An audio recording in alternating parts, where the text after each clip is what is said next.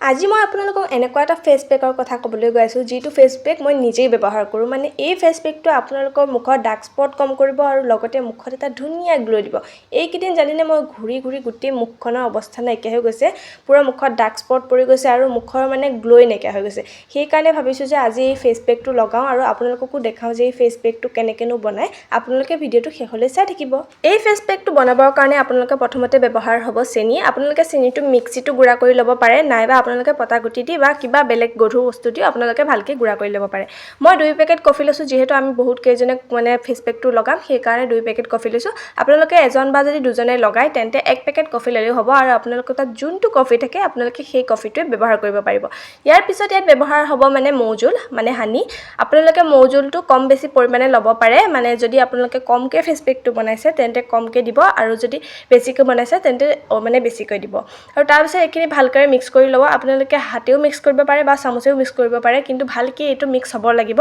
মই প্ৰথম চামুচে মিক্স কৰিছিলোঁ কিন্তু ভালকৈ মিক্স নোহোৱাৰ কাৰণে মই হাতে মিক্স কৰিলোঁ তাৰ পিছত আপোনালোকে লৈ ল'ব এটা বিলাহী আপোনালোকে যদি কমকৈ বনায় তেন্তে আধা বিলাহী ল'লেও হ'ব মই এটা বিলাহী লৈছোঁ যিহেতু অলপ বেছিকৈ বনাইছোঁ এই বিলাহীখিনি ৰসখিনি দি ভালকৈ অলপ টাইম মিক্স কৰি ল'ম মিক্স কৰি লৈ আপোনালোকে সেই বিলাহীৰ এফাল দি আপোনালোকে পুৰা কফিখিনি লৈ মুখত অলপ টাইম মিক্স মানে